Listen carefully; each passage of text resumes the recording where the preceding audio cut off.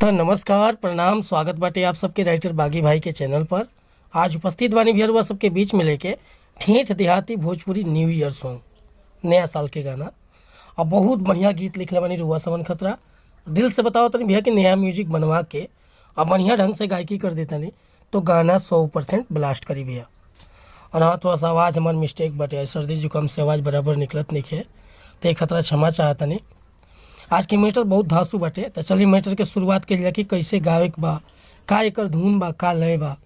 लेकिन स्टार्ट कर से पहले भी एगो बात बतावल चाहब कि रुआ अगर नया सिंगर बानी और सिंगिंग में इंटरेस्ट बा, अच्छा मैटर के तलाश में भटकतानी, अच्छा गीत नहीं मिलत, अच्छा मैटर नहीं मिलत, सही तुकबंदी नहीं मिलत, अच्छा है बढ़िया म्यूजिक नहीं मिलत, तब भैया रुआ निश्चिंत रही। रुआ जैसन भी मैटर चाहत हो कब लिखवावे के, चाहे हिंदी में, चाहे भोजपुरी में, चाहे ट्रैक पर, चाहे नया सॉन्ग, हर तरह के मैटर मिली भैया बिल्कुल उचित चार्ज पर और एकदम फर्स्ट क्लास मन पसंद के मैटर।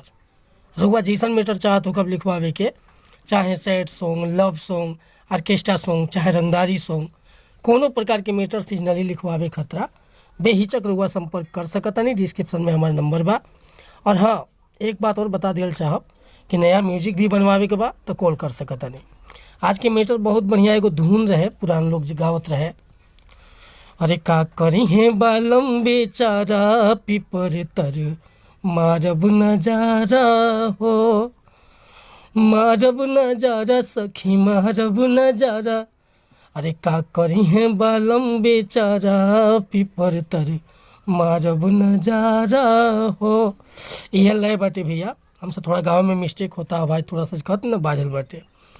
देखिए कैसे गाँव बा कि सरसों फुलाइल पियर पियर बोले जान हैप्पी न्यू ईयर हो, सरसों फुलाइल पियर पियर बोले जान हैप्पी न्यू ईयर हो, हैप्पी न्यू ईयर बोला happy new year, happy new year बोला हैप्पी न्यू ईयर।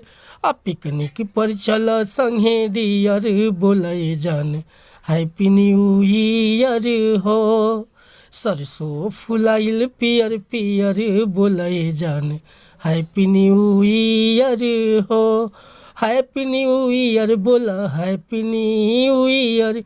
पिकनिक पर चल संगे डियर बोले जान हैप्पी न्यू ईयर हो।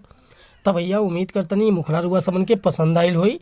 अगर ये मुखड़ा पसंद बा, फुल गीत लिखवावे के चाहतनी तो बेहिचक हमारा व्हाट्सअप नंबर पर संपर्क कर सकीले। हमार व्हाट्सअप के नंबर बा 8874473128। चाहे रुआ नया लिखवावे खतरा, चाहे ट्रैक पर लिखवावे खतरा, अच्छा ही म्यूजिक बनवावे खतरा, बेहिचक कॉल या व्हाट्सअप कर सकतनी भैया।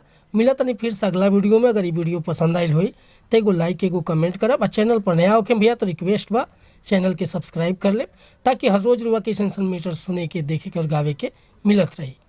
नमस्कार प्रणाम धन्यवाद भैया। जय हिंद, जय भारत, जय भोजपुरी समाज, वंदे मातरम।